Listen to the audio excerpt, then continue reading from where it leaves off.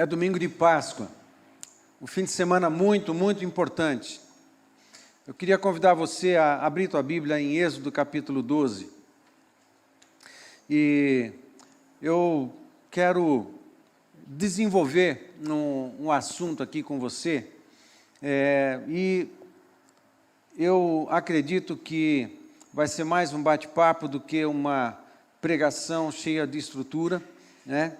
E eu queria chamar a sua atenção para algumas coisas que são imensamente importantes, evidentemente tudo dentro da temática da Páscoa, e quero convidar você a ficar atento para algumas coisas que eu quero observar em cima de pelo menos 3 episódios, 3 momentos na Bíblia.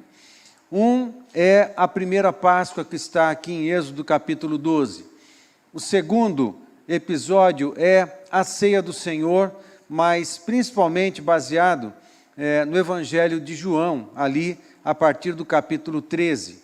E também um texto que está em 1 Pedro capítulo 4, um texto em que o apóstolo Pedro exorta os cristãos da diáspora, os cristãos que se espalharam pelo mundo, principalmente pela Ásia, pela região da Galácia, e por toda a Ásia, e também parte dos irmãos foram para a região da Europa, e a carta de Pedro é para a igreja da diáspora, da dispersão, que se espalhou por causa da perseguição.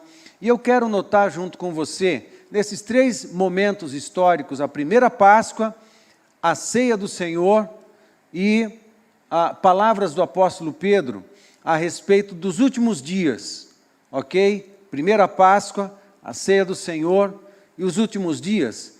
Eu quero observar que tem coisas que são comuns nesses 3 momentos.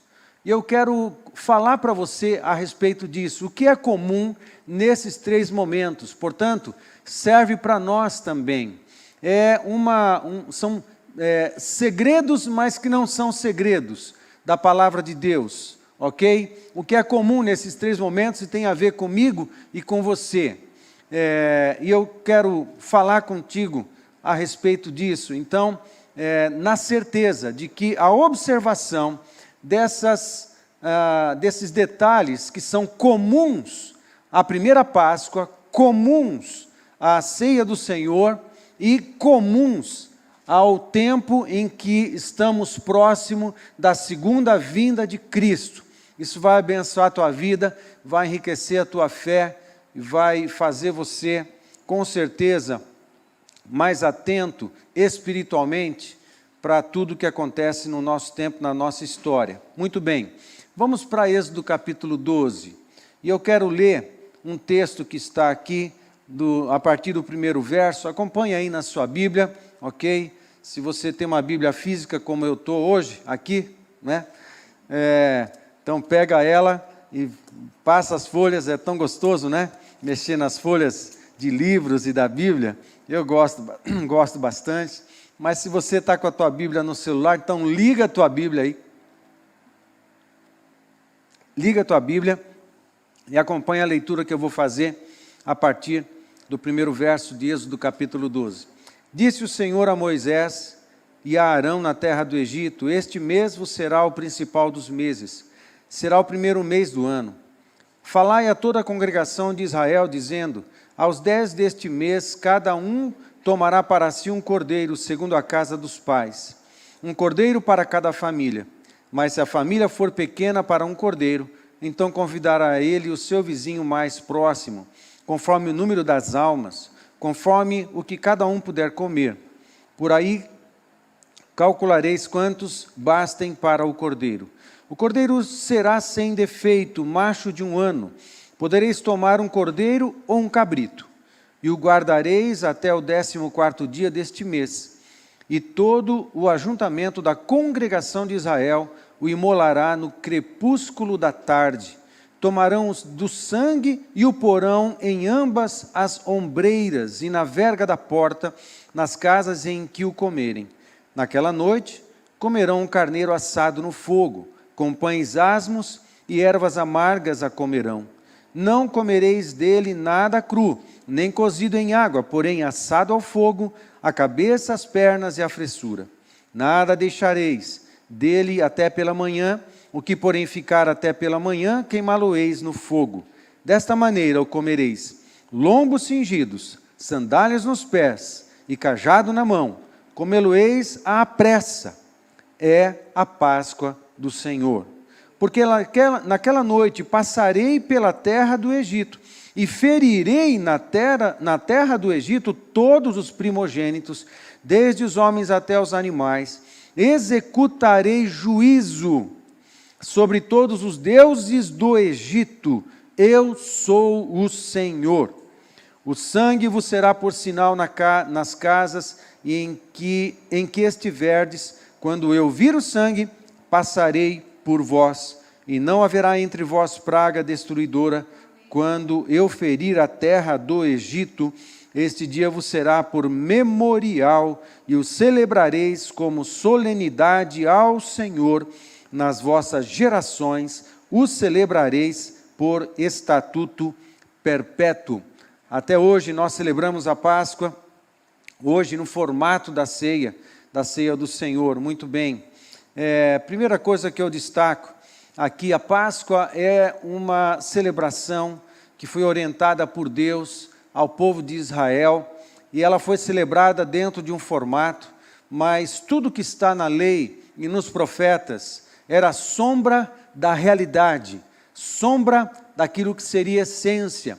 A essência está no Novo Testamento, a essência está na pessoa de Jesus Cristo, a essência está na nova aliança. A antiga aliança era a sombra do que haveria de vir, era uma expressão não muito clara de uma verdade que seria revelada maximamente na pessoa do Senhor Jesus Cristo e depois também com a vinda do Espírito Santo sobre a igreja, sobre os filhos de Deus que, encontrando-se com Jesus e aceitando a salvação, a mensagem do Evangelho, se arrependeria dos seus pecados e, exercendo fé no Senhor Jesus Cristo, passaria então a fazer parte do reino de Deus, faria parte do povo de Deus, o povo escolhido. Muito bem.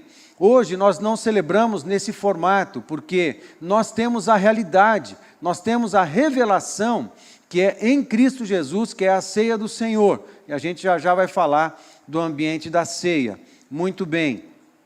Por isso, a celebração que fazemos hoje não é exatamente igual como essa que acontecia aqui pelo povo judeu, ok? A exemplo desta primeira e ordenado pelo Senhor para que fosse praticada por todas as gerações. Muito bem.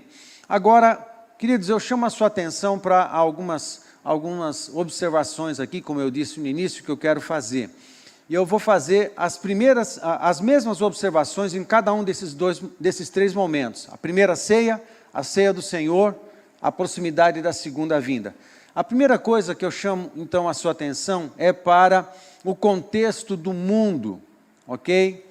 O mundo, a segunda é a casa, a terceira é a sequência histórica. Vamos ficar, primeiro, uma análise do contexto histórico do mundo na época da primeira Páscoa aqui. O que é que está acontecendo?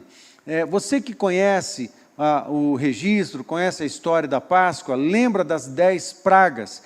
A Páscoa está inserida na 10ª praga, bem dita aqui pelo Nardelli e pelo Reginaldo, quando comentaram no de café, né, das 6h30 até um pouco antes das 7 horas da noite, né? Eles mencionaram isso, muito bem. O contexto todo é muito tenso, é muito delicado. Então, primeiro o contexto do mundo. O que está acontecendo no mundo do Egito, ok? Ali, próximo ao povo de Israel, mas envolvendo o povo de Israel também. Mas o que está acontecendo fora das casas do povo de Israel? As 10 pragas, até esse momento, 9 pragas tinham sido enviadas da parte de Deus sobre o Egito, e foi grande destruição, o clima era tenso, era um clima de terror muitas vezes, de enfermidade, de revolta, de guerra, ok? De escravidão. quando acontecia o envio das pragas, Deus endurecia o coração de Faraó, e Faraó aumentava as cargas de trabalho do povo de Israel. Ou seja, na proximidade da libertação, ao invés das coisas facilitarem para o povo de Deus, elas complicaram para o povo de Deus. Ok? Então, quando Moisés entra em cena, nesse momento histórico, bem próximo da libertação do povo do Egito, e que eles entrariam a caminho da terra prometida, passando pelo deserto, em direção de Canaã, bem próximo desse momento de libertação, a coisa foi piorando, né? Alguém disse que nada está tão ruim que não possa piorar, que não possa piorar um pouco mais. Parece que isso é muito comum, ok? Mais comum do que a gente gostaria, mais comum do que você gostaria, mas é um fato e uma verdade para todos nós. Então, o clima foi esquentando, não só para o Egito, para os hebreus também, né? Eles não eram chamados de israelitas nesse tempo, eles eram os hebreus. Então a coisa foi ficando tensa, não apenas por conta das pragas, ou por conta também do aumento da carga de trabalho por parte do faraó para os hebreus, mas a tensão entre os hebreus e os egípcios estava aumentando. Havia uma hostilidade que foi crescendo cada vez mais. Portanto, o clima no mundo próximo aqui, levando em conta os egípcios e os hebreus, era marcado por tensão, por perseguição, por hostilidade, mas também por juízo. Cada praga que o Senhor enviava era juízo sobre um Deus egípcio. As hostes nas regiões celestes estão sendo bombardeadas pelo poder de Deus, e isso provoca uma reação na terra. Deixa eu lembrar você de que os ares celestiais, as regiões celestes, é onde habitam as potestades e os principados. E, lamentavelmente, no nosso mundo, potestades e principados da maldade. Você vai para vários textos da Bíblia, você vê isso. Efésios capítulo 2, por exemplo, você vê isso. Efésios capítulo 6, quando fala das regiões celestes, fala isso também, porque os habitantes da terra são pecadores, são idólatras. O que acontece é que espíritos da idolatria, espíritos da prostituição espiritual, espíritos da injustiça, espíritos da impiedade, espíritos da imoralidade se estabelecem nas regiões celestes, e eles exercem influência e governo sobre os habitantes da terra.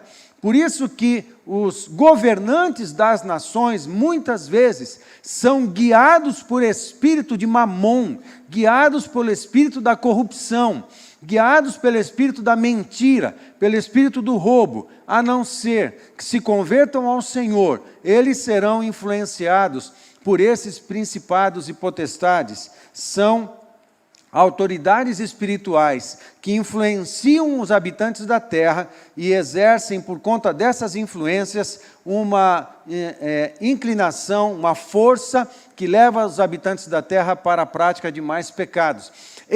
Essas autoridades da maldade sobre o Egito estavam sendo bombardeadas pelo poder de Deus. Os principados e potestades da maldade, que exerciam influência e governo sobre o faraó, que era, na cultura deles, um semideus. Não era, mas na cultura deles ele era a figura, o faraó prefigurava, ou era uma figura das autoridades da maldade, e ele exercia governo sobre os habitantes do Egito, era um povo idólatra. Muito bem, cada uma das pragas estava destruindo uma potestade, que agia sobre o Egito, e assim as forças das maldades, ou os diversos espíritos, as diversas autoridades malignas sobre os céus do Egito estavam sendo destruídas, as estruturas de malignidade estavam sendo destruídas. Era isso que acontecia com as pragas quando eram enviadas. Por isso que Deus endurecia o coração de Faraó, porque um número de 10 potestades da maldade sobre os ares do Egito precisavam ser detonados, precisavam ser destruídos. Por isso, Deus endurecia o coração de Faraó, para que então Deus enviasse cada uma das pragas e assim detonasse cada uma das autoridades espirituais da maldade sobre os ares do Egito. Tudo isso está acontecendo. E isso está sendo, lógico, as autoridades espirituais afetam os governos na terra, afetam os habitantes da terra, afetam a vida das famílias e das pessoas na terra. Por isso que tem cidades que têm umas marcas de pecado. Algumas cidades são muito idólatras e tem muita prostituição, outra tem muito roubo, outra tem muita mentira. Existem algumas características. Tudo é meio parecido, mas parece que tem cidades que existem algumas peculiaridades. E essas peculiaridades são definidas pelo tipo de potestade da maldade que está sobre ela. Aí você encontra algumas características distintas em algumas cidades. Muito bem, isso estava acontecendo aqui no Egito e que trazia influência. Então, ou seja, havia um juízo acontecendo sobre os ares do Egito, ok? Havia um juízo acontecendo. O povo hebreu estava para ser salvo e liberto, mas ao mesmo tempo que está acontecendo salvação, também está acontecendo juízo. O povo de Deus está sendo liberto e salvo, mas o povo debaixo da iniquidade, da influência dos governos da maldade, estão sendo ajuizados. Na palavra de Deus você sempre vai encontrar essa proximidade da salvação com juízo. Quando você vai para João capítulo 3, que você chega no verso 16, que é o texto que resume toda a Bíblia, que está escrito lá: porque Deus amou o mundo de tal maneira que deu seu Filho unigênito, para que todo aquele que nele crê não pereça, mas tenha vida eterna. A sequência do verso 17, 18, 19, Jesus está falando com Nicodemos o seguinte: olha, quem crê já está salvo, mas quem não crê já está condenado. Ou seja, ao mesmo tempo que nós proclamamos, Deus proclama e nós também proclamamos uma mensagem de salvação, ao mesmo tempo também vem uma palavra de juízo, ok? As duas coisas sempre andam juntas. Essa é a mensagem completa do Evangelho. Creia no Senhor Jesus Cristo e serás salvo, porque se não crerdes, serás condenado e passará a eternidade no inferno, no lugar de condenação eterna. Ou seja, cada um precisa tomar a sua decisão. A mensagem completa do Evangelho sempre envolve salvação e envolve juízo. As pessoas precisam saber que se não decidirem por Jesus, elas serão condenadas eternamente, elas irão para o inferno e sofrerão para sempre. Elas precisam saber. Daí a oportunidade da mensagem do Evangelho. A mensagem do Evangelho, quando ela é pregada inteiramente, as pessoas precisam saber das consequências de crendo em Cristo. Ele vai se tornar um cidadão do reino dos céus, vai receber uma herança gratuita na pessoa do Senhor Jesus Cristo, e ele vai morar a eternidade com o Senhor.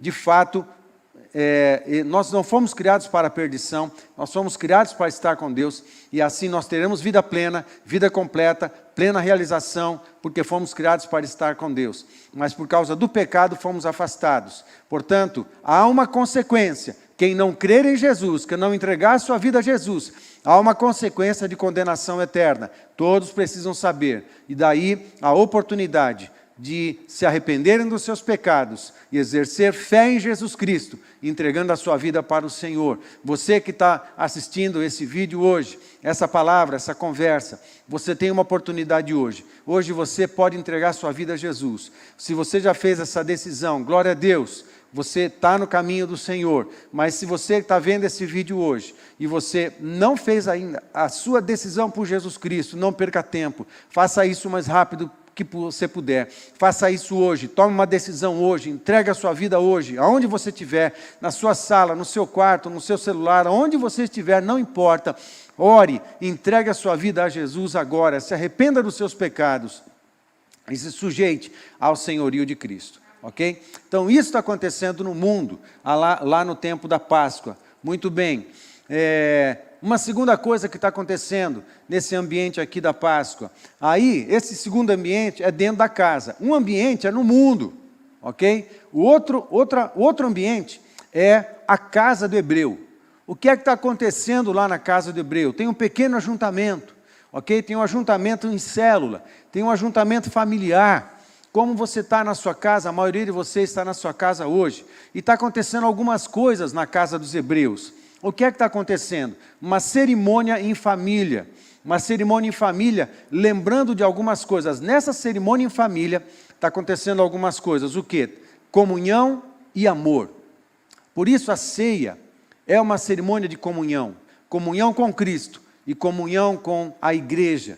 Nesse dia de hoje, a comunhão é com a igreja da sua casa. Ok? É isso que está acontecendo. Nesse ambiente de ceia, comunhão e amor. Segunda coisa, a provisão do Pai. O Pai está provendo. Entenda.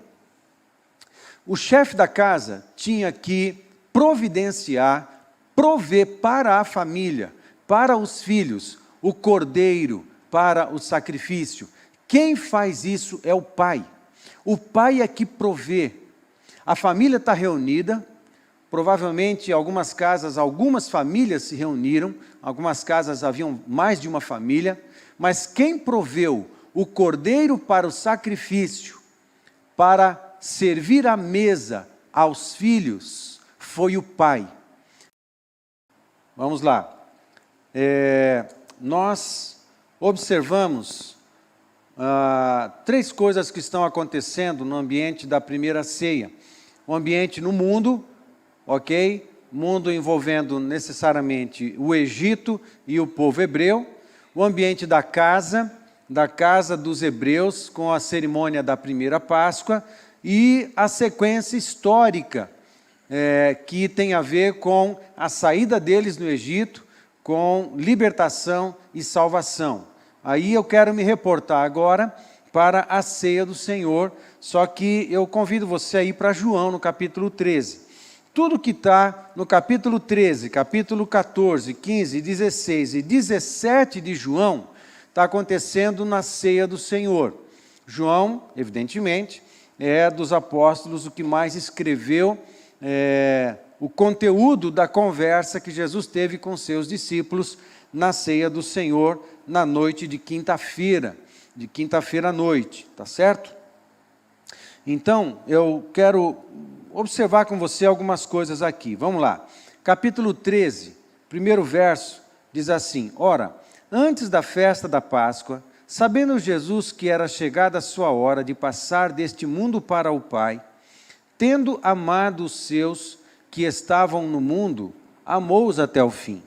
Durante a ceia, tendo já o diabo posto no coração de Judas Iscariotes, filho de Simão, que traísse a Jesus, sabendo este que o Pai tudo confiara às suas mãos, e que ele viera de Deus e voltava para Deus, levantou-se da ceia, tirou as vestimentas de cima, e tomando uma toalha, cingiu-se com ela. Aí Jesus, ele prepara o que a gente costuma chamar de lava-pés.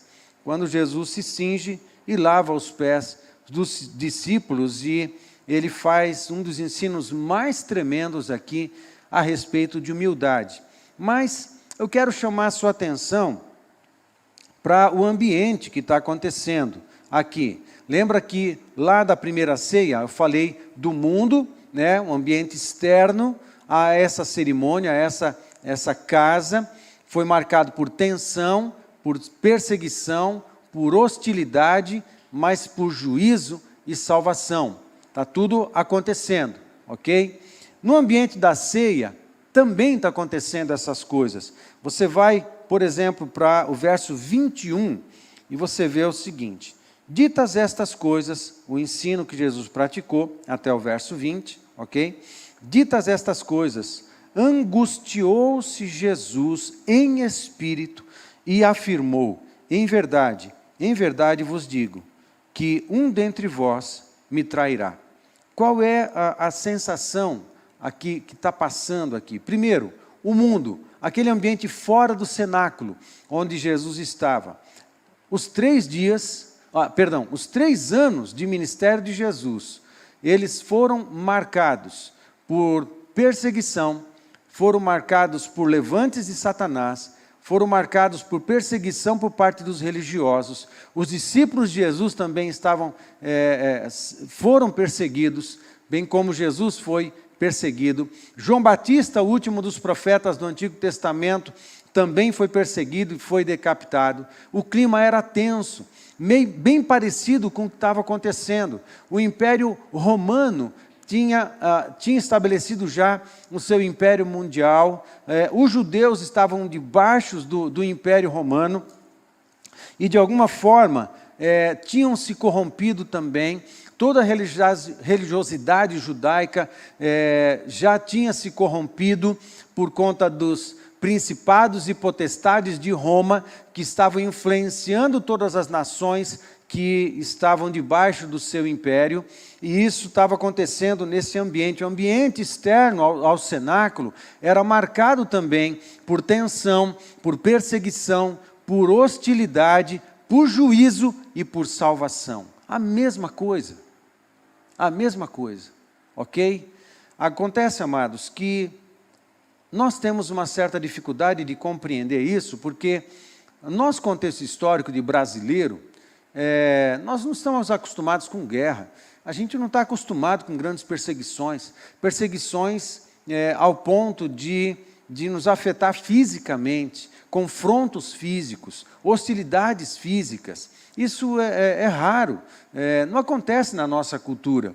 Diferente desse tempo aqui, diferente do tempo do Egito, diferente do tempo do primeiro século, eles sim estavam debaixo de uma hostilidade física mesmo. Havia morte, havia perseguição, havia encarceramento, havia chicotadas e varadas, e pessoas eram torturadas também, quando apanhadas para tentar proibir eles de pregar, de testemunhar e tudo mais. A religiosidade judaica perseguia Jesus. O clima era muito tenso, muito tenso. Portanto, tudo o que estava acontecendo do lado de fora das casas da primeira Páscoa estava acontecendo aqui também. O clima era o mesmo. Havia guerra e havia muita coisa. Dentro do ambiente da ceia, o clima também era tenso, porque Jesus estava convivendo com o fato, ele sabia disso, que ele estava sendo traído também. Ele foi traído por 2 dos seus discípulos, dos seus apóstolos, pelo menos, né?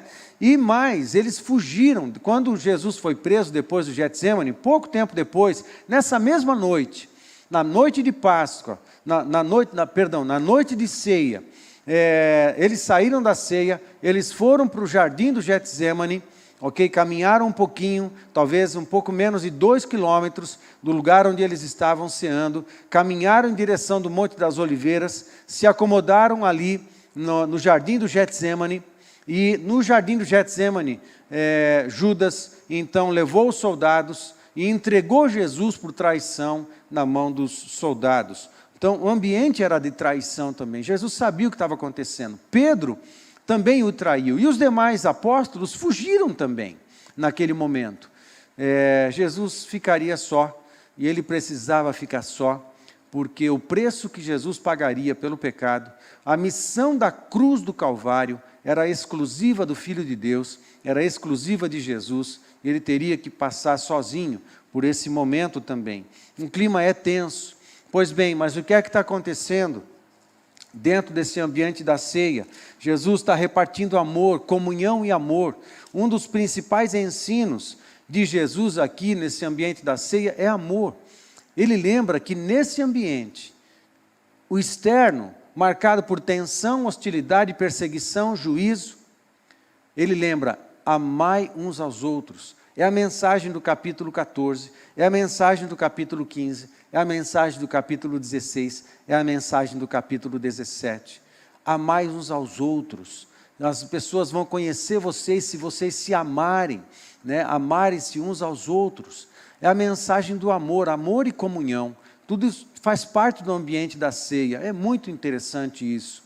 A mesma mensagem que Deus está repartindo com o povo hebreu na primeira Páscoa, na primeira ceia, é a mensagem que Jesus está repartindo com seus discípulos aqui. Em tempos de guerra, em tempos de conflito, em tempos de hostilidade, em tempos de perseguição e aflição, não cessem de amar, não parem de ter comunhão, não parem de se abençoar mutuamente. Essa é a mensagem, ok? Muito interessante e precioso essas observações todas aqui.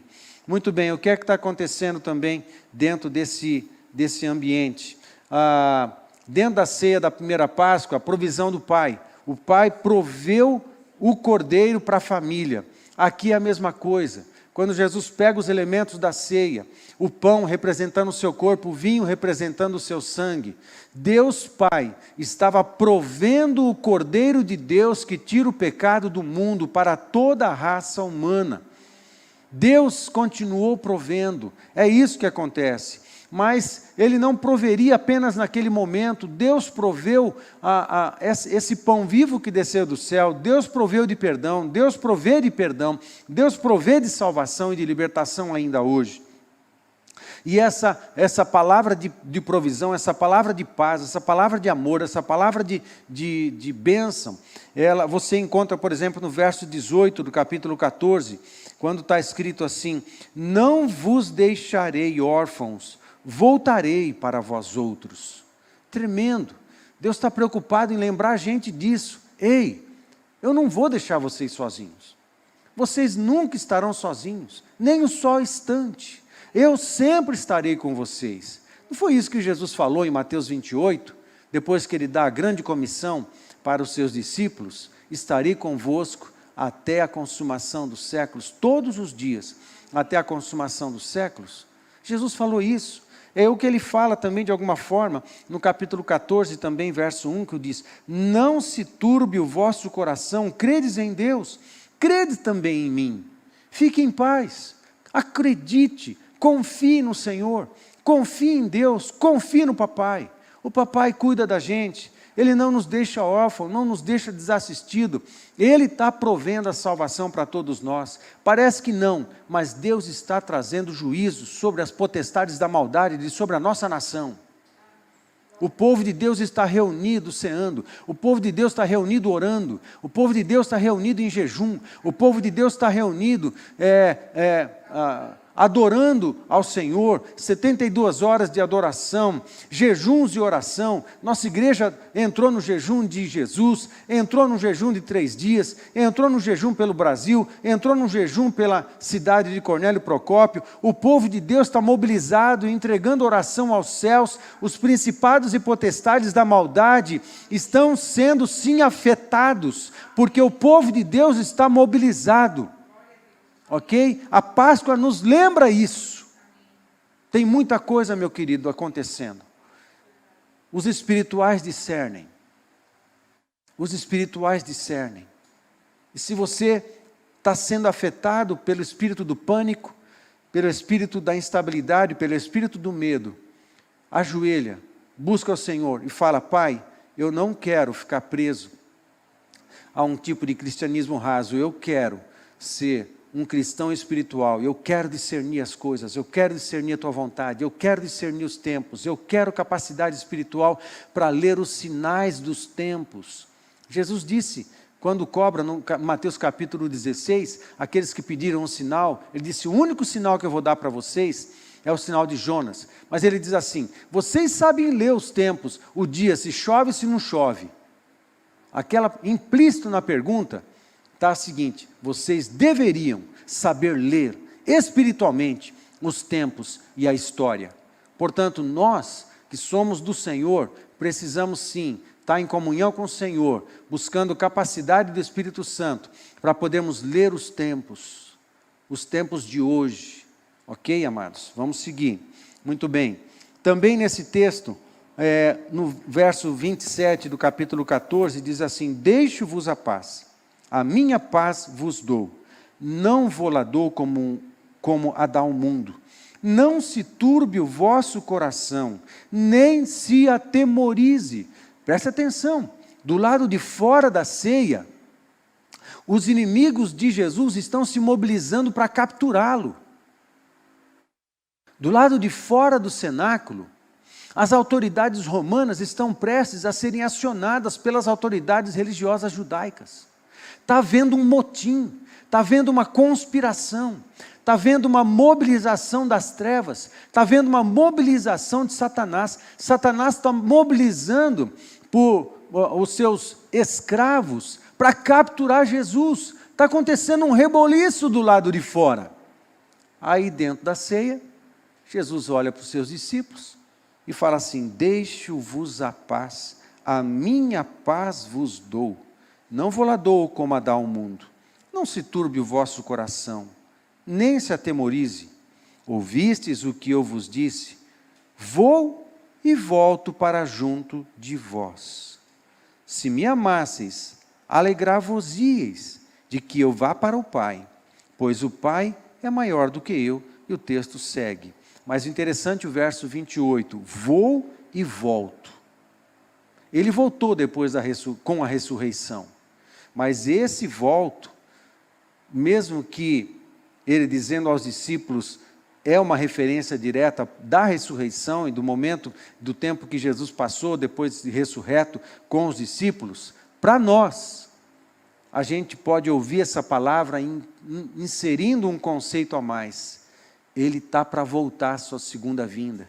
Nós somos, provavelmente, eu e você, presta atenção, olha aqui para mim. Agora não olha o celular, para ver outra coisa não, olha aqui para mim. Estão comigo, gente? Levanta a mão para dizer, vocês estão comigo? Amém, o povo daqui levantou, está valendo. Muito bem, olha aqui para mim. Nós, provavelmente, eu e você, sejamos da geração que vai provar a segunda vinda de Cristo. Jesus está às portas. Isso é demais. Isso é demais. Você não está órfão, nós não estamos órfãos. Do lado de fora das nossas casas está acontecendo um reboliço. Os principados da maldade estão se movimentando para exercer os seus governos sobre os habitantes da terra. Mas o que Jesus disse para nós: fique em paz, fique tranquilo, eu te dou a minha paz. Eu não dou como o mundo dá, porque o mundo não tem paz para dar. Agora eu tenho, fique em paz. Jesus está para voltar, e Ele está voltando, Ele está voltando.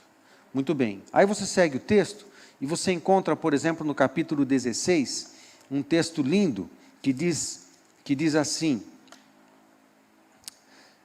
no verso 20, em verdade, eu vos digo que chorareis e vos lamentareis, e o mundo se alegrará, vós ficareis tristes, mas a vossa tristeza se converterá em alegria. A perseguição vem, gente, ok? Por enquanto não, mas ela vai chegar, e vai ter um momento que nós vamos nos angustiar e ficarmos tristes. Mas a palavra de Deus está dizendo, a vossa tristeza se converterá em alegria. Fique firme, porque Jesus está voltando. Fique firme. Ele vai transformar a nossa tristeza e angústia em alegria.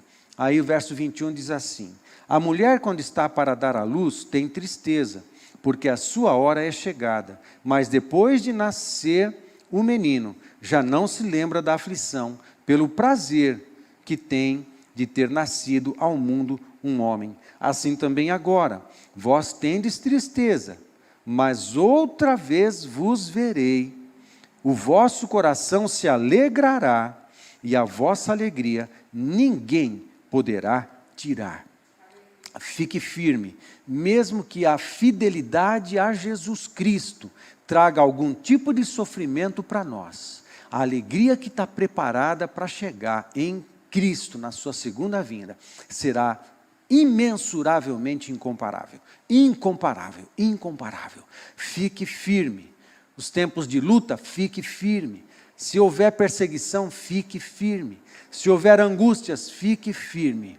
Porque vale a pena, Jesus vale a pena. O que está preparado para mim e para você, meu querido, é incomparavelmente melhor. E assim, eu faço essa observação. O que eu noto aqui? O que aconteceu no ambiente da primeira ceia, aconteceu no ambiente da primeira Páscoa, né? Aconteceu também no ambiente da ceia do Senhor Jesus. O mundo fora estava cheio de tensão, uma mobilização imensa para capturar Jesus, para o Egito queria de fato continuar o povo hebreu escravo. Mobilização, ok. Dentro das casas, uma cerimônia familiar, marcada por comunhão, amor, provisão do Pai, salvação e libertação. E uma sequência histórica marcada por libertação. Vai para a ceia do Senhor Jesus, o que você encontra? Do lado de fora, mobilização das autoridades judaicas, principalmente judaicas, a romana em parte, mas principalmente as judaicas. Mobilização, hostilidade, angústia, tensão, perseguição, ok? Mobilização das trevas, mas dentro da ceia do Senhor, comunhão, amor, provisão do Pai, Pai provendo o Cordeiro que tira o pecado do mundo, salvação, libertação. Qual é a sequência histórica da ceia? É a cruz do Calvário. E na cruz do Calvário, o nosso inimigo foi derrotado cabalmente. Na cruz do Calvário, a nossa salvação chegou até nós. Na cruz do Calvário, Satanás foi derrotado definitivamente. Na cruz do Calvário, o pecado perdeu. Na cruz do Calvário, nós encontramos perdão dos nossos pecados. Na cruz do Calvário, o pecado perde o poder, pecados. Na cruz do Calvário, o pecado perde o poder. Ele perde a força. Satanás perde a força. Ele foi derrotado. Satanás está derrotado. Satanás está derrotado. Ei, preste atenção. Satanás está derrotado. Ele foi derrotado há 2000 anos atrás, na cruz do Calvário. Tudo parece confuso, tudo parece fora do controle, mas nada está fora do controle de Deus. Deus está no controle da história. Ok? Muito interessante. O que segue a ceia do Cordeiro é a cruz do Calvário. Logo depois, a ressurreição. E logo, dias depois, 50 dias depois, a vinda do Espírito Santo. E a salvação chegou, a época da graça chegou, a pregação do Evangelho chegou, a possibilidade da libertação, a nova aliança chegou. A nova aliança em Cristo é profetizada na ceia. Esse cálice é o cálice da nova aliança no meu sangue. Tomai e bebei em memória de mim. Nós temos coisas para lembrar hoje na ceia. 1 Pedro 4, a partir do 7. Ora, o fim de todas as coisas está próximo. Sede, portanto, criteriosos e sóbrios a bem das vossas orações.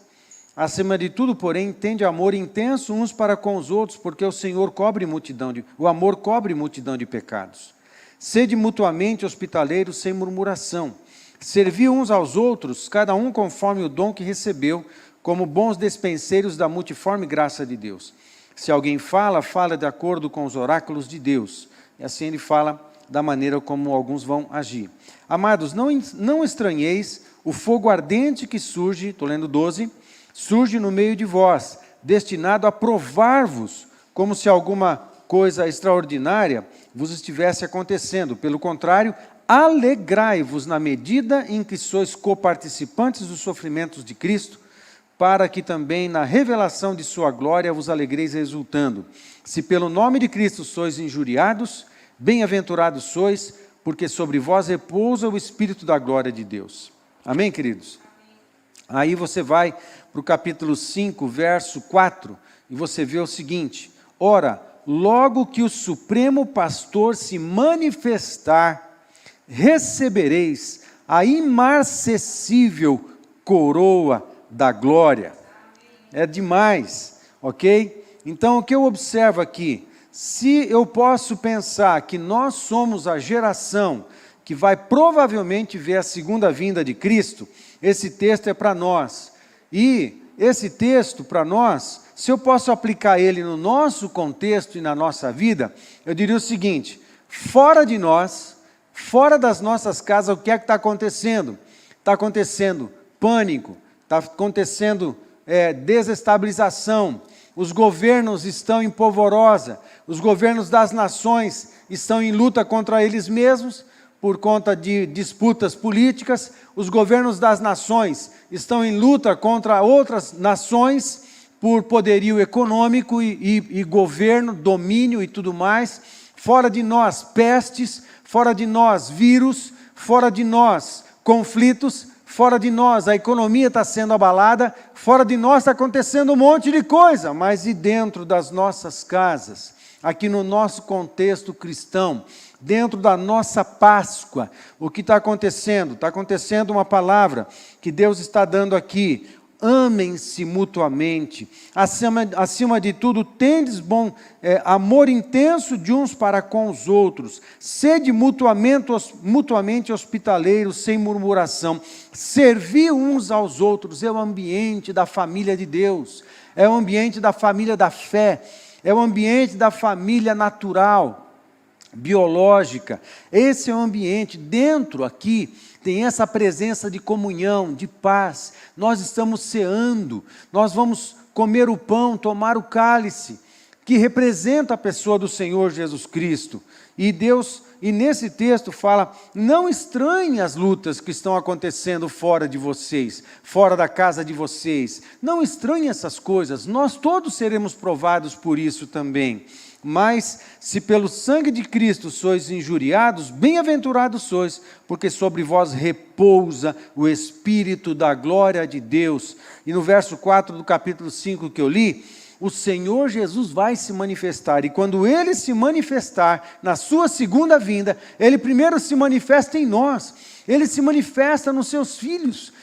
Paulo fala isso também em Efésios, em várias das suas epístolas, mas em Efésios ele fala: Ele vai se manifestar em nós, Ele se manifesta pelo seu Espírito Santo em cada um de nós, mas mais ainda, há uma manifestação de Cristo que acontecerá, talvez na nossa geração, muito provável na nossa geração, que é a manifestação dele na sua segunda vinda, quando ele vem como leão, não como cordeiro.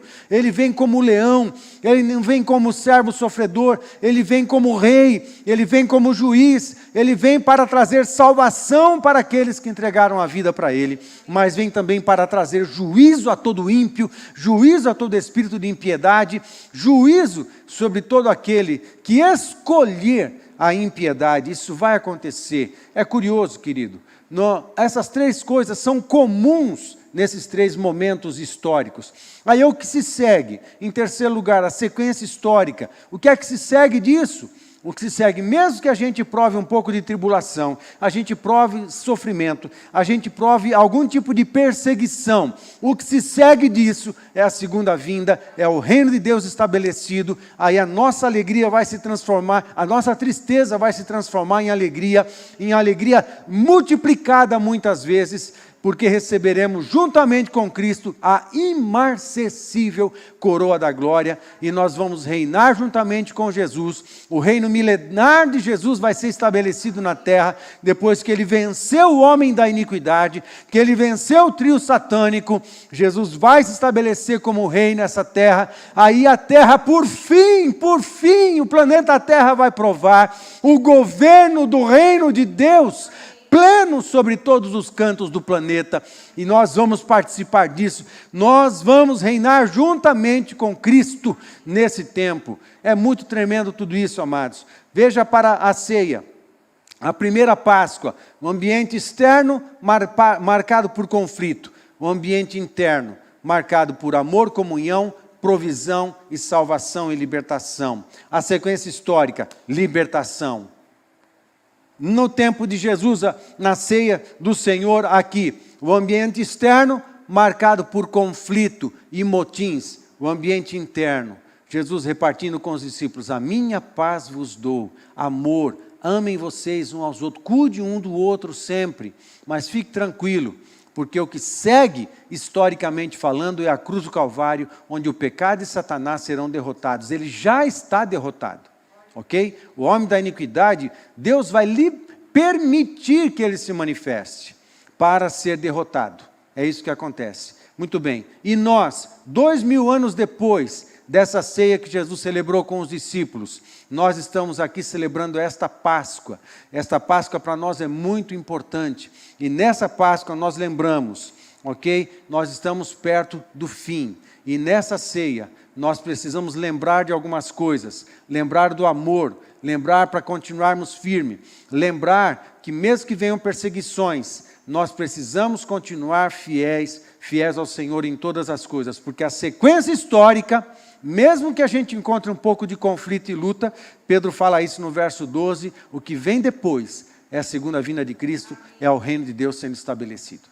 Amém, queridos? A mesma coisa acontecendo em todos os ambientes. Muito bem, eu destaco 6 coisas para você antes da gente cear junto. Primeiro, que é comum para esses 3 ambientes, uma aplicação que eu vou fazer. Tá no jeito aí? Tá bom, gente, beleza, segue aqui comigo. 6 verdades que você pode aplicar na sua vida e eu também na minha. Deus está no controle da história. Ok? Deus está no controle da história, ninguém mais. 2, as potestades da maldade estão com os seus dias contados. Fato e verdade. Não está na mão deles. 3, confie em Deus e seja fiel até o fim.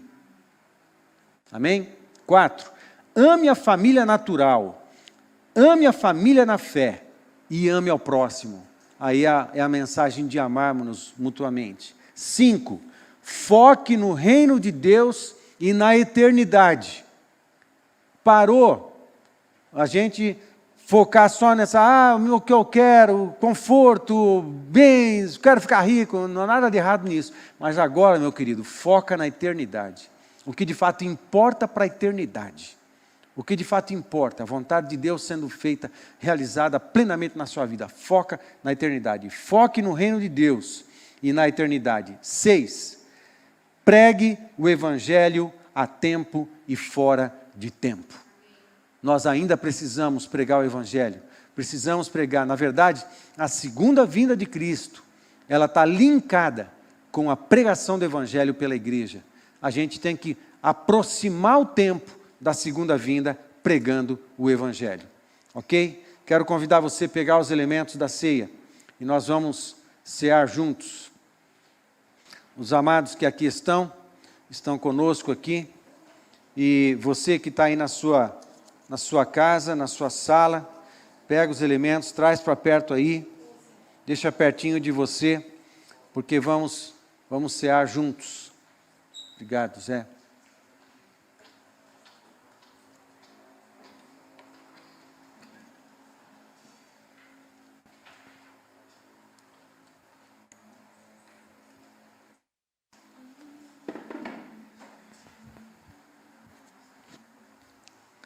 Vem cá, pastora, comigo. Eu vou levar para eles. Muito bem, a palavra de Deus fala que na ceia do Senhor Jesus, há 2000 anos atrás, Ele pegou um pão e partiu, simbolizando que o corpo dele seria partido por nós. Nós precisamos repartir, partir o pão. Não dá para fazer diferente, temos que partir. Jesus precisava ser morto, pode distribuir. Ele precisava ser dilacerado. A palavra de Deus fala que Ele foi enfermado no nosso lugar. Ele virou todo tipo de doença, toda a carga de iniquidade, todas as consequências de pecado recaíram sobre Ele. Não o pecado, nem a iniquidade, mas as consequências da iniquidade e as consequências do pecado recaíram sobre Jesus. Ele não tinha pecado nem iniquidade. Ele não cometeu nenhum pecado e não tinha nenhuma iniquidade a herdar, porque ele não veio da raiz de Adão. Ele veio da raiz do Espírito Santo, ele veio do Pai. E ele reparte o seu pão, distribui para os seus discípulos. E ele pede para que os seus discípulos se lembrassem de algo, celebrar em memória. Os discípulos deviam se lembrar que este pão representava o corpo de Cristo, que estava sendo entregue no nosso lugar. O Pai providenciou o Cordeiro de Deus que tira o pecado do mundo. Assim como na primeira Páscoa, e assim como na ceia do Senhor, e hoje, 2000 anos depois, nós também temos a provisão da nossa salvação. O sangue de Jesus é sobre nós, assim como foi nos beirais, nos umbrais das portas da primeira Páscoa. O sangue de Jesus hoje é ministrado na nossa vida, no nosso corpo espiritual, e é a presença deste sangue em nós, no nosso corpo espiritual. Isso é verdadeiro. É a presença deste sangue em nós que nos habilita a entrarmos nos santos dos santos, que nos habilita a termos comunhão com o Pai, que nos habilita a sermos cidadãos do céu, que nos faz herdeiros. Jesus é Jesus, tudo é Jesus, tudo é Jesus, tudo é Jesus, sempre foi Jesus, sempre foi Jesus. Nós temos um pedaço de pão. Jesus, pegue o pedaço de pão agora, por favor. Jesus, com um pedaço de pão, ele disse: isto é o meu corpo, que é partido por vós. Tomai e comei em memória de mim. Portanto, em memória de Jesus, coma o pão agora com sua família.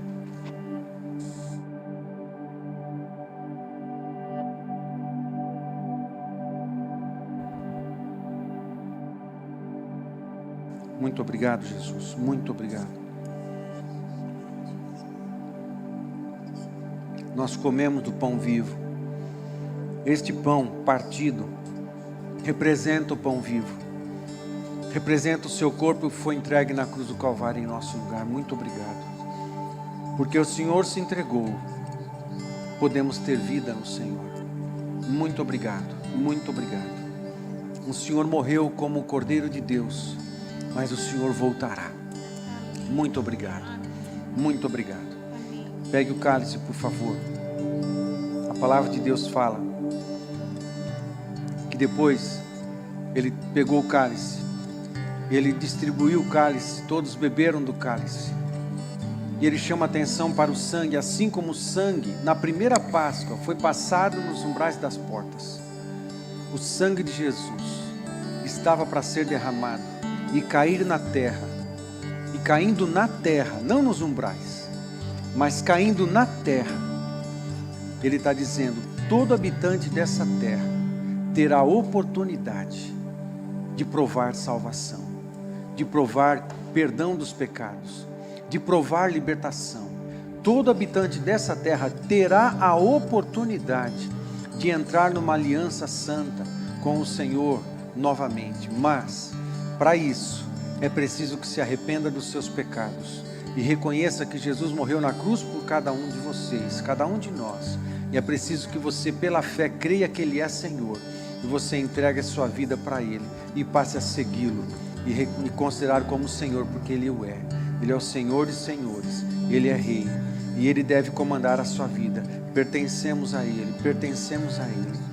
Então, este cálice lembra o sangue de Jesus que foi derramado por nós. Quando Ele pega o cálice, Ele fala algo assim para os discípulos: este cálice é o cálice da nova aliança no meu sangue. Tomai e bebei em memória de mim. Portanto, em memória de Jesus, tome o cálice.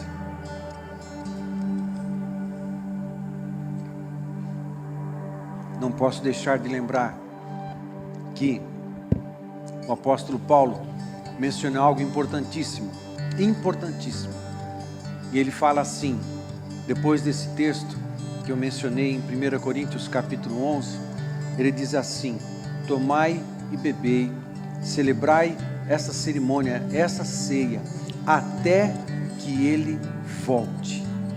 A ceia aponta para o passado, 2000 anos atrás, a obra que Jesus realizou na cruz do Calvário, mas ela também aponta para um futuro bem próximo de nós, a segunda vinda do Senhor Jesus Cristo, até que Ele volte. A mensagem da ceia é: Jesus morreu na cruz por nós, mas Ele ressuscitou e Ele voltará para resgatar a sua igreja. A mensagem da ceia é: Jesus está voltando, Jesus está voltando, Ele está às portas. Nós estamos nos últimos momentos. Há sinais no céu, há sinais na terra. Jesus está voltando. Fique firme, meu querido, fique firme. Mesmo que fora da sua casa o mundo esteja em conflito, dentro da sua casa, o Senhor, haja paz, haja paz, haja paz, amor, comunhão, provisão, presença do Papai, porque a sequência histórica é libertação, é salvação, é o reino de Deus estabelecido. Creia nisso, no nome de Jesus. No nome de Jesus, ore com a sua família agora. Passe um tempo exaltando ao Senhor. Glorifica o nome do Senhor Jesus. Tudo é Jesus, tudo vem dele, tudo é dele, e tudo é para ele, e tudo volta para ele. Tudo é de Jesus. Adora o Senhor Jesus na sua casa agora. Aleluia, Jesus. Jesus, Tu és tudo. O Senhor é tudo. Muito obrigado, Pai, nós te agradecemos. Pai, obrigado porque o Senhor proveu para nós o Cordeiro que tira o pecado do mundo, Jesus Cristo. Muito obrigado. Pai, obrigado. Mesmo que fora de nós o mundo esteja em conflito, reunidos em família, família da fé, família biológica, nós temos a Tua paz, a Tua presença, comunhão, amor, provisão de paz. Muito obrigado, Pai. E nós sabemos que os eventos históricos que se seguirão, ó Pai, estão marcados na Tua agenda já, e vai culminar com o reino de Deus estabelecido, mesmo que o mundo esteja em conflito. E apesar da manifestação do trio satânico, será por pouco tempo. Jesus virá, Ele vai se manifestar, vai vencer nossos inimigos e vai se estabelecer como o Rei de toda a terra, porque Ele o é. Muito obrigado. Bendito seja o Teu nome. Pai, o Teu amor, o amor de Deus Pai, a graça do Senhor Jesus, as consolações do Seu Espírito, se multiplique sobre o Teu povo, cada um na sua casa, em família, em todo o mundo, todo o povo do Senhor, seja abençoado, ó Pai, e nós oramos gratos, no nome de Jesus, amém. Amém, querido, Deus te abençoe, muito obrigado por ficar até agora. Caiu a internet algumas vezes, mas a gente volta, a gente está sempre aqui, Deus está sempre conosco. Deus te abençoe grandemente. Participa das nossas lives, Pão Diário, diariamente às 4h30, o de café, antes da reunião de oração, quarta-feira, 20 horas, reunião de oração, de café às 7h30 da noite, e esteja sempre conectado aí. Deus te abençoe em tudo, no nome de Jesus. Deus te abençoe.